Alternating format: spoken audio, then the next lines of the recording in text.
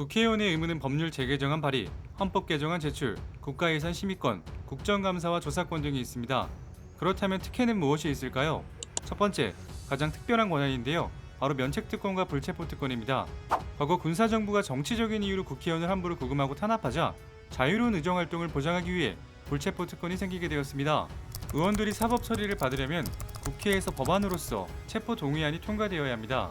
문제는 이 권한의 남용인데요. 비리에 연루된 국회의원들이 검찰의 소환에 응하지 않고 국회 뒤에 숨는 바람에 방탄국회라는 말까지 생기게 되었죠. 역대 체포 혹은 구속 동의안이 국회에 제출된 건은 58건, 이 중 가결률은 24%에 불과하고 체포안이 부결될 때마다 국회의 제19 감싸기라는 여론의 비판을 받아왔습니다. 의원들의 면책특권 같은 경우에는 국회 내에서 직무상 어떤 발언을 한다고 하더라도 책임을 지지 않습니다. 의원들은 국민의 대표자로서 국회 내에서 자유로운 발언과 표결할 권리를 주는 것인데 민생을 챙기기보다는 정쟁의 승리에 중점을 두는 모습으로 국민들의 신뢰를 잃고 있죠. 만약 허위사실로 다른 사람들의 명예를 훼손한다 해도 국회 밖에서는 책임을 지지 않습니다. 두 번째, 국회의원의 연봉은 약 1억 5천만 원입니다. 기본군 670만 원, 입법 활동비는 월 310만 원, 명절 휴가비는 연 1,300만 원, 관리 업무 수당은 월 60만 원, 이래저래 다 합치면 1억 5천만 원으로 다른 나라에 비해서도 매우 높은 편입니다. 독일, 프랑스, 영국 등 선진국 의원들의 급여는 1인당 GDP 대비 4배를 넘지 않지만 한국은 5배를 초과합니다.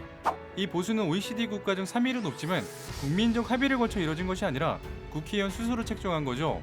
국회의원의 월급은 법에 근거하고 이 법을 바꾸는 입법권은 국회의원들이 가지기 때문입니다. 또한 이들은 4년간 단 한 건의 법률안을 발의하지 않아도 월급은 꼬박꼬박 들어옵니다. 세 번째, 국회에서 자신을 도와주는 보좌진을 최대 7명까지 둘 수 있습니다. 사급 2명, 5급 비서관 2명, 비서 3명으로 운영비는 연 3억 8천만 원입니다. 그리고 이들이 일하는 국회 의사당내 사무실은 당연히 무료로 이용, 사무실 운영비나 통신요금 등도 지원 대상입니다. 그 외에 해외에 나갈 때 공항 기빈실을 이용할 수 있습니다. 이에 따라 줄을 서서 출입 검사장을 통과하지 않아도 되죠. 이뿐 아니라 의료비, 차량 유지비는 별도로 지원, 국회의원 회관에 있는 헬스는 물론 병원도 무료입니다. 이렇듯 국회의원들의 특권과 특혜는 엄청나기 때문에 지나치다는 비난 여론이 많았습니다. 그렇다면 국회의원들이 이런 제도를 개선하기 위한 시도는 있었을까요? 지난 17대 국회에서 발의된 보좌진 특혜 채용 제한, 그러니까 배우자 및 사촌 이내 친척 보좌진 채용 금지와 장관을 겸직한 국회의원 수당에 대한 지급 제한은 18대 19대 국회를 지나 20대 국회에 와서야 비로소 통과되었습니다. 19대 국회의원들은 정치 쇄신을 선언하였습니다. 그러나 2014년 1월 대한민국 헌정회 육성법이 개정되어 재임기간 관계없이 65세부터 매달 120만원씩 지급하는 의원 연금을 없앤 것 외에는 특별히 달라진 것은 없습니다. 20대 국회에서는 여야 합의로 국회의원 특권 내려놓기 추진위원회를 발족시켰습니다. 외부 독립적인 기구에서 국회의원의 월급을 책정하는 보수 산정, 그리고 입법활동비와 특별활동비 폐지가 다뤄졌는데 이 중 특별활동비만 폐지되었습니다.